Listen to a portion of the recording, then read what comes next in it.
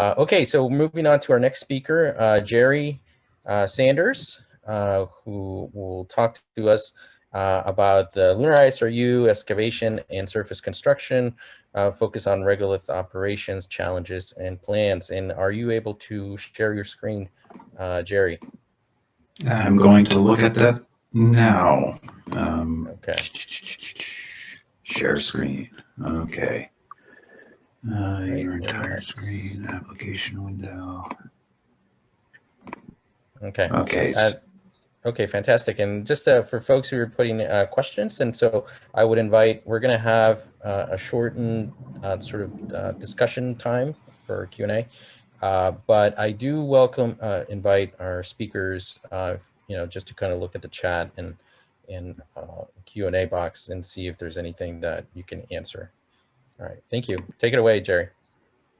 Okay, so hopefully I am showing my charts. If not, let me know. Yes, we can see it. I want to thank you and the organizers for letting me talk about Lunar ISRU excavation and surface construction.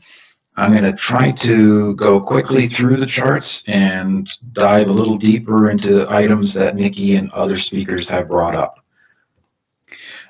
Very quickly, from a space resource perspective, we recognize that when we say space resources, it's a large number of different items that we could be interested in.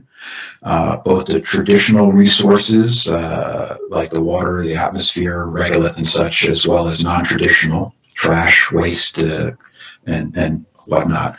For the moon, we are looking at two major sources, resource aspects. One is the water and other volatiles that may exist in the permanently shadowed craters.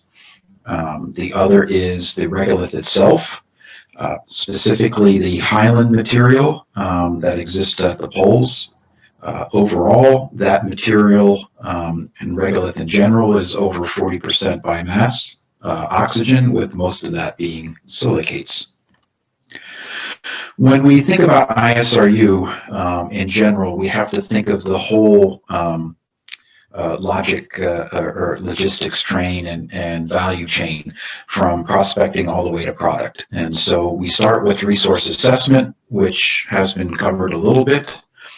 With that knowledge, we follow the two different pathways, whether it's water and volatiles that we try to extract, or oxygen and metals. And from both of those, we can either start setting up consumable depots for customers such as rovers, suits, habitats, and propulsion systems and power systems, or we can use it for manufacturing and construction. This provides a little bit more detail to that flow diagram. And when we start talking about regolith and mitigation techniques and such, we really have to follow the chain of how we pass the material and understand the material, starting from, if you can see my cursor, understanding the resources, feeding the resources, and extracting it and utilizing it either into consumable production methods or as developing feedstocks for construction and manufacturing. Each one of those steps has to deal with the material properties and understand things. And mitigate them to some extent. And the term mitigation probably isn't correct to some extent. It gives the impression that you're trying to avoid the dust and the regolith, whereas when we start talking about ISRU construction and manufacturing, we have to intimately operate and manipulate the material on a continuous basis. There are a significant number of functions that have to deal with the regolith, and in each one of those raises different aspects that we have to be concerned about. The resource assessment and the excavation aspects, the mobility platforms that will have to drive back and forth delivering the material or products, how you transfer that material, crushing it, size sorting it, and then the overall processing, whether it's water, oxygen, metals, or creating feedstocks.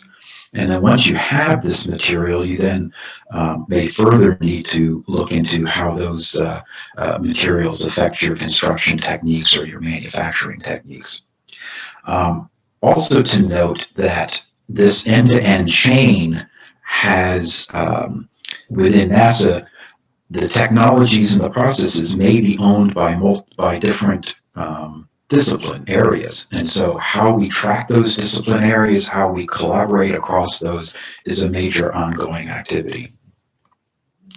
To give you an idea of the scale of operations that we're talking about, the green arrows denote the fact that, as Nikki pointed out and others, we're starting to look at demo scales operations on the moon, leading to what is called a pilot plant, which is a scaled operation, end-to-end operation that buys down the risk of how you would actually implement it downstream. And so we're looking at those technologies and such. And to begin with, you're talking hundreds or thousands of kilograms of material or products. Eventually, when we start thinking about initial full-scale production, we're talking hundreds of metric tons of material movement with tens of metric tons of product. And when we think farther out, looking at studies for Mars, human Mars transportation support or commercial cislunar activities, we're talking hundreds to millions of tons of products. Excavation and surface construction activities are still being planned as part of the Artemis program. Looking back to Constellation, there was some work where we started to look into, the types of operations and the durations associated with things like trenching for laying cables and road building and berm building. And what we found was, at that time, a significant amount of material needs to be moved and modified, especially in comparison to some of the early consumable production operations that we're considering. And from a graphical presentation perspective, this is meant to give you an assortment of all the different variations that we need to consider when we think about operations with lunar regolith.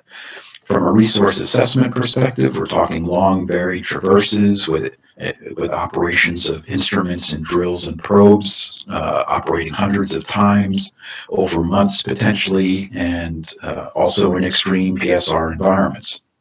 When we think about ice mining or oxygen extraction types of operations, these are very repetitive. Traverses over the same locations, operations that span potentially years. And again, when we think about ice mining, it's adding that PSR conditions. Surface manipulation and construction activities label as more as intense short-term operations. These may be months in duration, but in comparison to operating year in, year out for mining, it's relatively shorter. But these are potentially very intense, high movement in feedstock activities. So we recognize that there are a number of challenges and issues that we need to overcome, and we've broken them down into 4 major groups. The space resource challenge group, the technical challenges, operational challenges, and integration. And we've heard a little bit about the resource challenges. We know a lot about regolith from the Apollo samples and operations, even though we haven't necessarily gone to the poles. But what's in the permanently shadowed crater? What's the physical, chemical, mineral, volatile characteristics in there? Electrostatics, all that is unknown, so work needs to go there.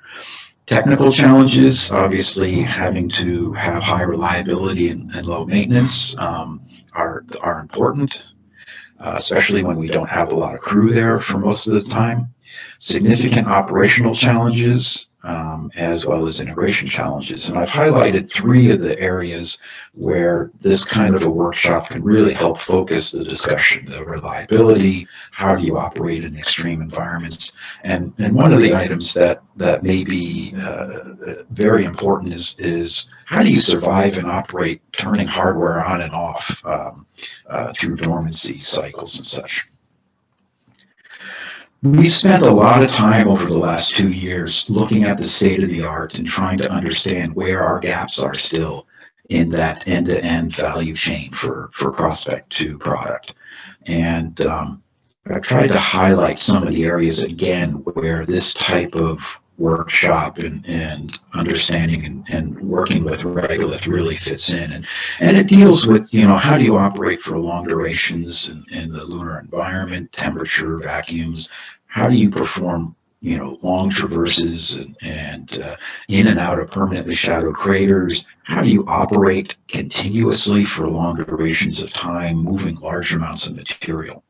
Jerry, I'm sorry to interrupt you, but you've got 1 minute left. Okay, and especially how do you move that material internally? And here again, from a surface construction aspect, those challenges. So very briefly, STMD has set up a very comprehensive development program dealing with knowing your customers, performing extensive ground development, utilizing CLIPS missions, to demonstrate critical functions and resource understanding, and then going to a pilot plant aspect with the idea that by doing this, we can hopefully break the chicken and the egg cycle of developing the technologies and customers at the same time. This chart is just to show that there is a significant amount of work underway or planned on these areas as a function of TRL, both internal and external. We are reviewing this with respect to the appropriations. This is for ISRU, and this is for excavation and construction.